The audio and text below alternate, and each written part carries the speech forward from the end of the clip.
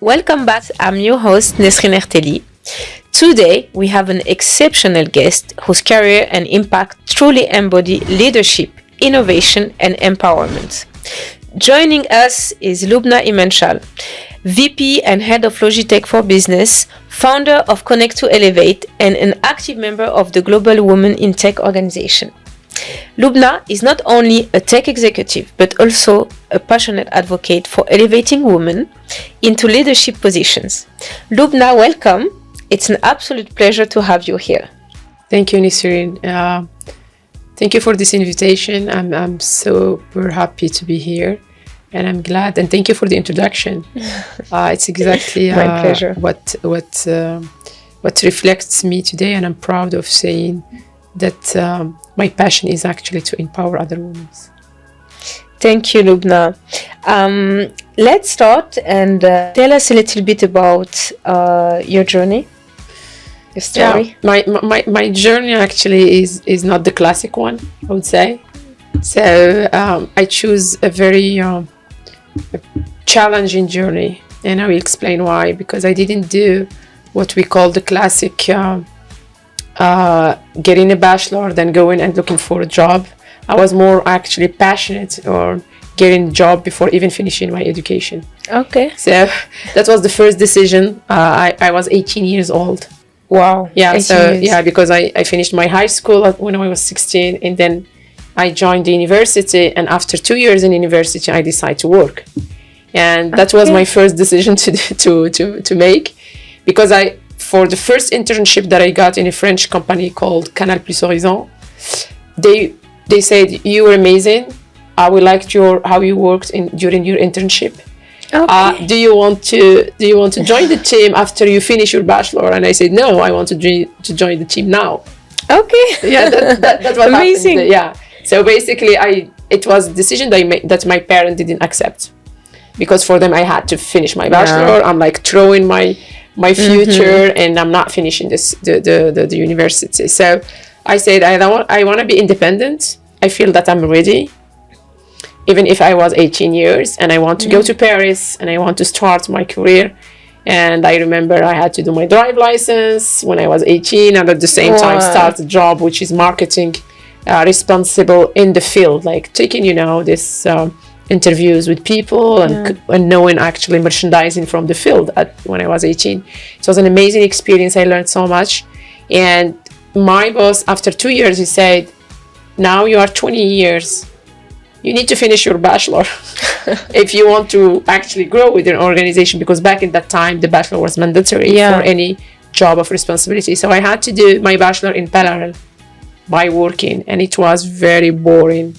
Back to the university. You were very active, you wanted to work. And I felt like what I'm learning in university, exactly the opposite what I'm doing in the field. Still talking about Kotler in marketing when we were in the field doing something else. Yeah. And we've been doing above the line, below the line, which was not actually taught in the university. It was really, really good experience to see the gap between... The mismatch between education and work life and work knowledge. Exactly. So it's amazing, because when you start your journey in this way, the mindset shifts. Yeah. You become like more, I want experience. I want missions. I don't want a title.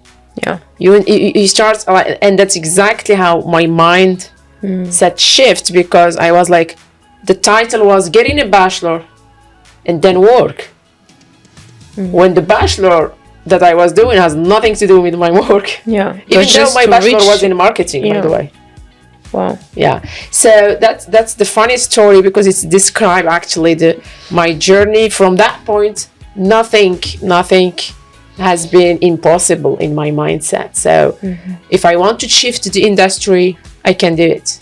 So that's why I was talking about mindset. So basically, I was in Canal Plus Horizon, then I wanted to join mobile phone industry, because back in that time, in the 2000s, it was growing, booming, and I wanted to join something. So without having experience in mobile phone, I joined it, and I stayed for 5 years in mobile phone. And then when the mobile phone was actually in the top level, and everyone was happy in a comfort zone, I decided to leave. So you switched to a different industry. Exactly. And everyone was telling me, like, why you want to leave? You are the star here in France, because Alcatel is French company, and they were very well selling products. And I said, because we are producing only small screen. Who is producing small screen when the data is growing and the voice is declining? So you felt that there will be a switch. I felt it will be the switch. Exactly. Wow. So, but no one could see in it. Like, I was talking to my manager in Alcatel, and I told him, hey, I think we're gonna die. And he said, wow, you are 25 years and you are telling us we're gonna die. So what are you doing in this company? I said, you're right, I have to leave. And guess what? 6 months later or 7 months, they died. It was Apple who came with who has nothing to do with the mobile. The smartphone. Industry. So he killed Nokia, he killed Motorola, he killed Alcatel, he killed all the others. Yeah. All the existing ones. So that's why I choose to go to American company. Has nothing to do again with my background, which is FedEx. Okay. And I remember my interview, I was not able to speak one word in English. No way. Because all my studies are in French. Yeah. And I was in French environment. Yeah, you study French. And I had no experience in logistics. And I wanted to come to Dubai. Okay. And I don't speak one word in English. So, like, if you go to the checklist, nothing. Like, I was the worst candidate that they can have. Just the mindset and the power. Again, it's about the mindset. So you can do it. I was during the interview, Googling and translating. Back in that time, it was Yahoo. I was translating. There were no ChatGPT, guys. No ChatGPT. I was like translating everything. And my manager back in that time, he said, like, why I should hire you? You don't speak one word in English. You speak Arabic though, right? Oh, yeah, I speak Arabic. Of course, I'm Moroccan and I speak Arabic. So it's still a good... But it's in American environment, they don't need it. Like, it's multinational American. Like, why they would need Arabic? I'm not public speaker in that time, So he was like, why I should hire you? You have zero experience in logistics. You don't speak one word in English. You've never been in Dubai in your life. And you want to manage the Middle East. Why I should hire? I said back in that time, because basically FedEx and all the logistics companies, they were more doing business based on the war, on the transaction based on the war.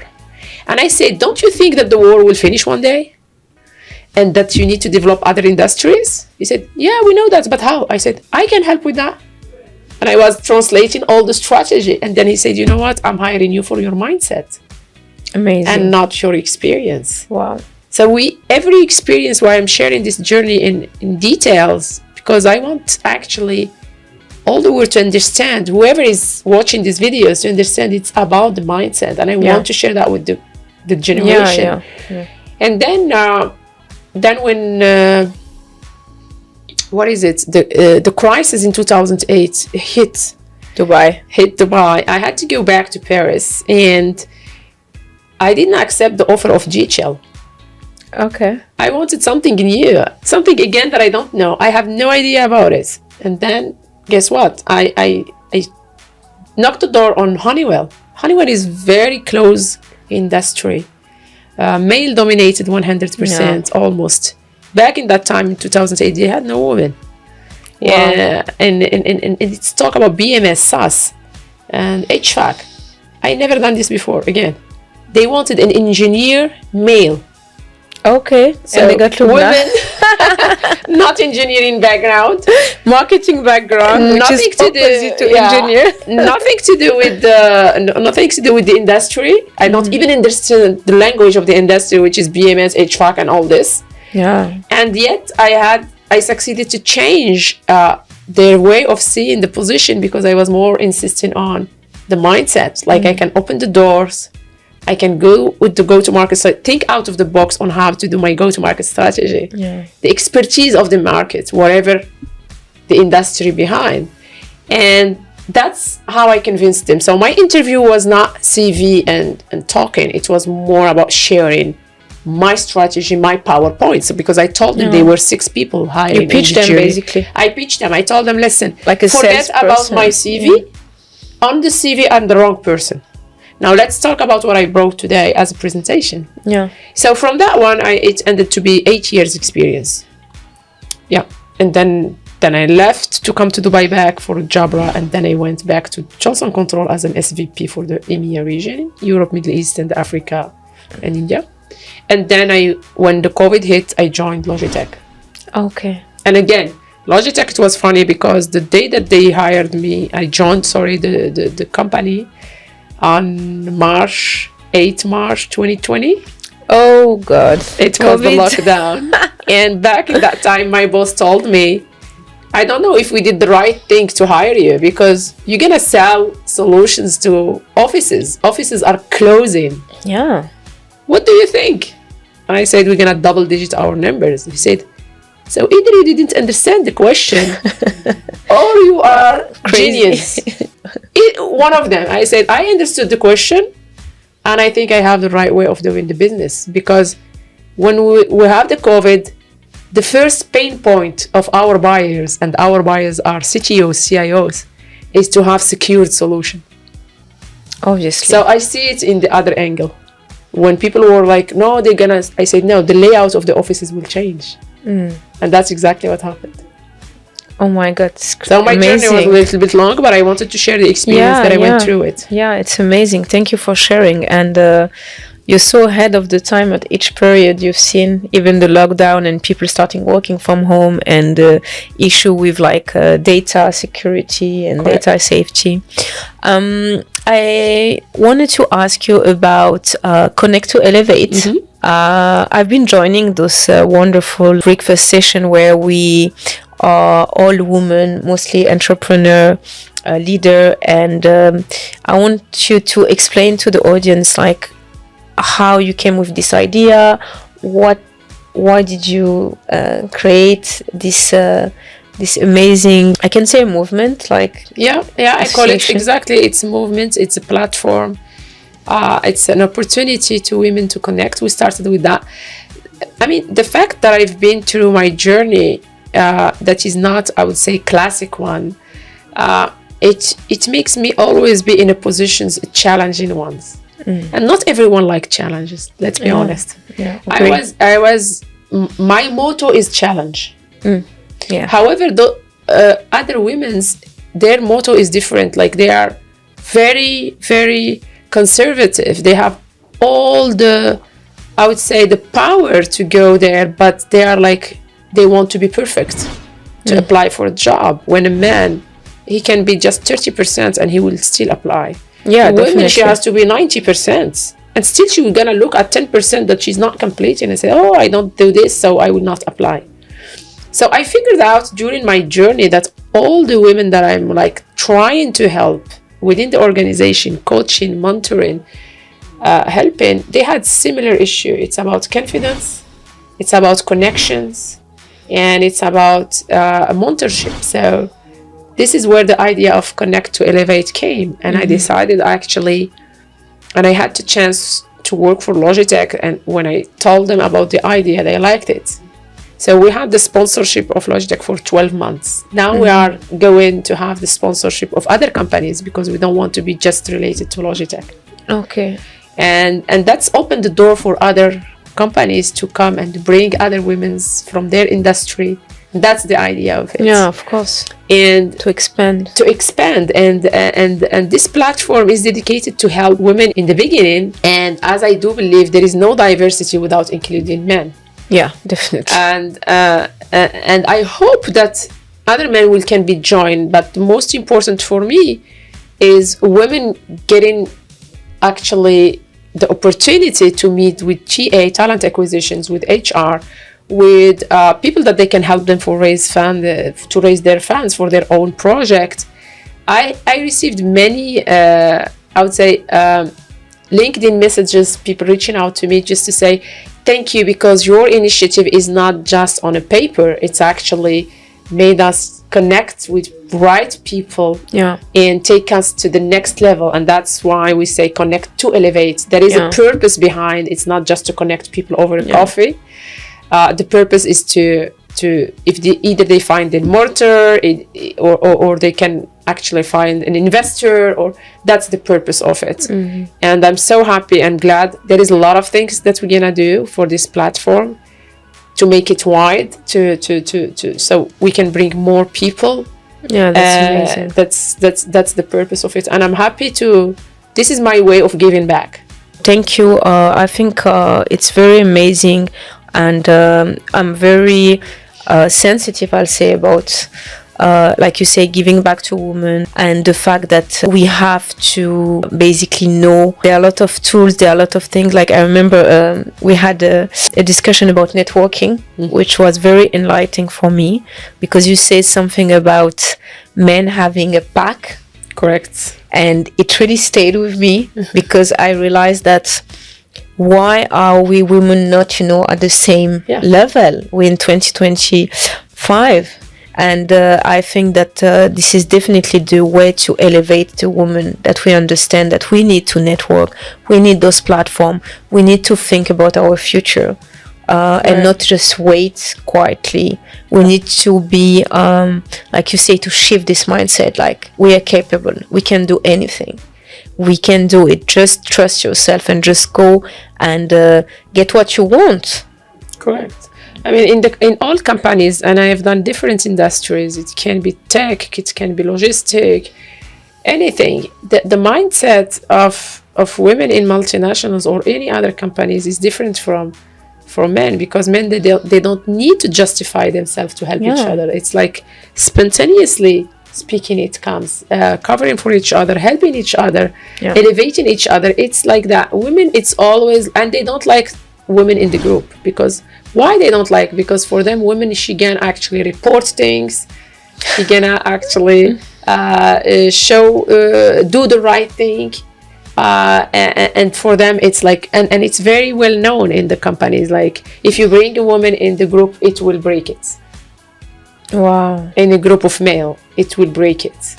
And this perception, because she is not after alliances. The woman is more about how I'm gonna make things right and contribute to the business and show myself I'm able.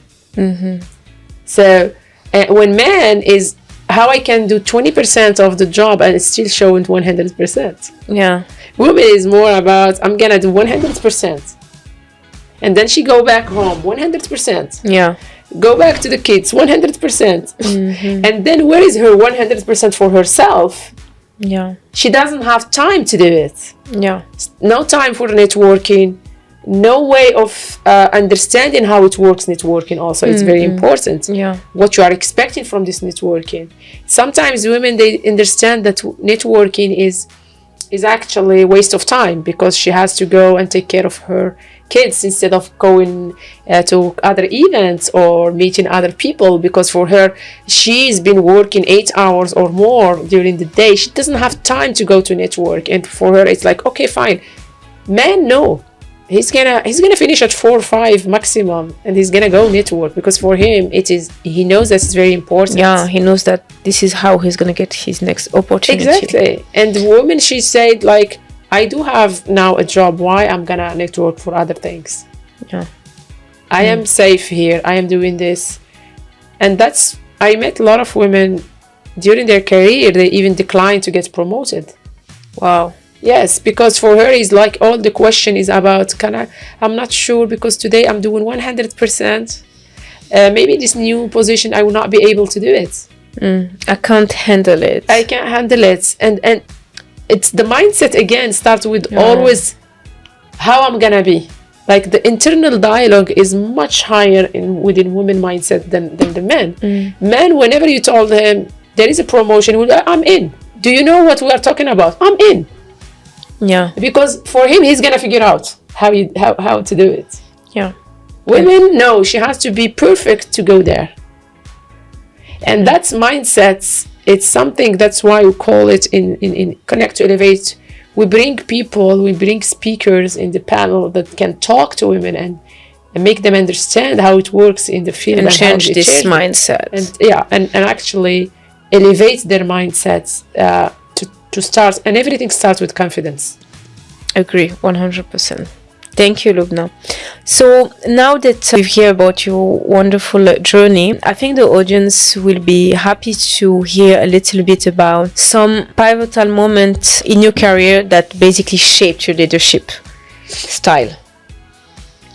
I think my leadership style has been impacted by being in Dubai, because we are in a region that is actually, when we lead a team in Dubai, it is multicultural team. Yeah. The team that usually we have in Dubai is like coming from India, from Pakistan, from Egypt, from Europe, all. So when you are a leader driven by the fact to lead by multicultural leadership, I would say, way, it's the best way. Why? Because you can understand people's culture, but still tell them this is the culture of the company. And there is meeting point. So you need to respect their culture so they can respect the culture of the company also. And it is very important to make people very proud of their identity. Yeah. Because if you try to brainwash their identity, I would say, this is exactly the opposite that you can get. No result. So I would never say like, oh yeah, I mean, I've been always proud to be Moroccan, leading different, speaking multi-languages. Yeah. And the language for me, why I'm learning it. I've learned Lebanese, Egyptian, Arabic Classic, and... Wow, that's amazing. And then, of course, French and English. Yeah. But that's because when you learn, people, they say, yeah, but you speak Arabic Classic. Why you want to speak Lebanese, or Egyptian, or Saudi? No, because the culture... comes from learning the I language. agree 100%. And this is something a lot of people in Dubai don't understand, because we both are Arabic speaker, but we both speak our dialect. Correct. And then, like you mentioned, it's very important. I agree. You go to Saudi, if you make the effort to speak Saudi to them, like you basically, I'll say, you can close the contract just because of this point, because it's an extra mile that you went through. Exactly. And Arabic, it's not one language, and this is something people don't understand. They think that no, you have Middle East Arabic, we have North Africa Arabic. They are so different, and it's amazing that you took the time to learn those four languages. Yeah, because it's not only to close the contract, because before closing the contract, when you understand like the wording of this language, what does it mean in terms of weight? Yeah. You know? So the other person that you are negotiating with, you know her background. You know how important for this person this word. Yeah. So you start in the negotiation or anything that you are doing in terms of business relationship to use this word and to keep the trust between you. Yeah. You build the relationship. Exactly. Yeah. And also, whoever is you want to have this relationship with, he feels safe, because he is actually with the right person who made the effort to be in his shoe and to bring him this. And that's why it is important. So people, when they have a high ego, they don't make this effort, unfortunately. So that's why I always say, if you drive the business or the team by ego, you're just shooting yourself. Yeah. But if you drive the team by being humble leader, automatically you will be multicultural leader. Yeah. Because you want to make the effort to go. Because people, they forgot that this team is doing the job for them. So why I should not take care of them and understand what they are coming from. And there is another example that I had shifted also my mind, because it was my first experience to lead Japan. Japan is very, very close culture. Yeah. And I remember they were saying to me, anything that I ask for, forecast or anything, they say yes. And impacted my numbers, because I trust that they will do it. Well, actually, because of their culture, they were saying yes. As a respect to me. Okay. They couldn't say no. Okay. So for me, it was out of respect they say to me yes when they cannot deliver. Okay, so that's what we call the frustration, culture shock. Culture shock. So I was like, they didn't respect me. And then I figured out it's because they respect me. They couldn't say no. Okay. And this is where I talk about, like, I learned so much from Japan in terms of they don't say crisis. Okay. The word crisis doesn't exist for them. Wow. They say dangerous opportunity. Oh yeah, I've seen this sign. It's amazing, yeah. So whenever there is a crisis, in their wording is dangerous opportunity. Why? Because during this crisis that we call it crisis, people, they start looking on opportunities. And they will go from their comfort zone on dangerous opportunities. Okay. Because they are under crisis, right? Wow.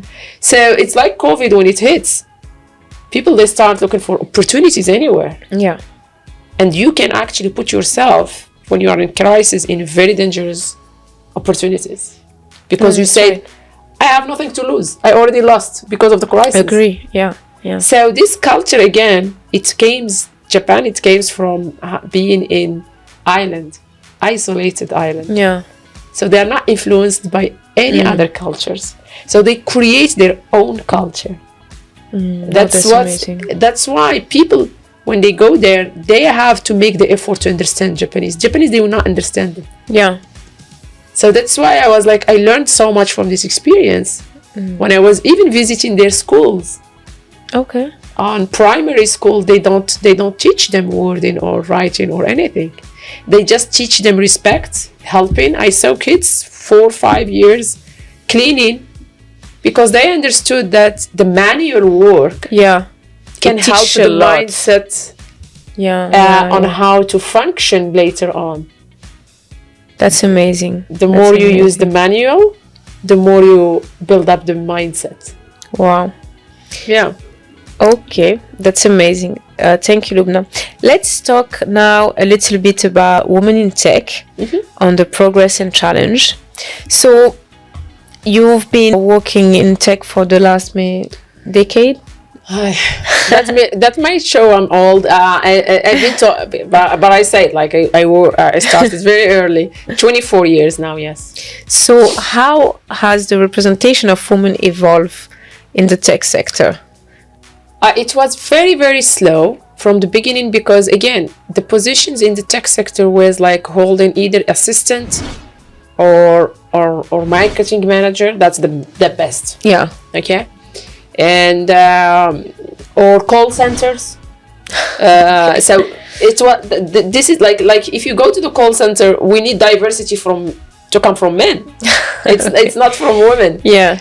If you go to jobs as assistant, same thing. You need diversity from men, not from women. So that's why diversity it was about position. So the leadership, like, it was almost zero. We had globally to speak about how to improve the scoring of multinational companies. Yeah. To actually drive the initiative of diversity to bring the women. What happened when the companies and multinationals once decided to hire more women, they didn't find them. Yeah. Because, and again, I can share, I met a black woman. She told me, have you ever seen a black princess on Disney World? I said, no. She said, so how you want me to dream to be a princess? Yeah. I can't dream because I never saw it. And this sentence marks actually my memory because she was right, this person. Yeah. If there is no representation, how you want this woman to actually dream to be a leader in the tech industry? Yeah. Is actually when she goes to school, she said, why I would be in this industry? It's all male dominated. Yeah. I will fail anyway. So the representation was very, very low. And now we are starting, and the next generation is changing a lot. Like we will see now the growth of the percentage much higher. That's because of the AI and because of the coming generation, how they think, and so on. However, Generation X and Millennium were the worst because we're talking about 5% in tech industry. It's very, very low. Still, right now we're talking about 5% more. So I guess you've been a lot alone. I mean, if you go, for the example, only woman in the...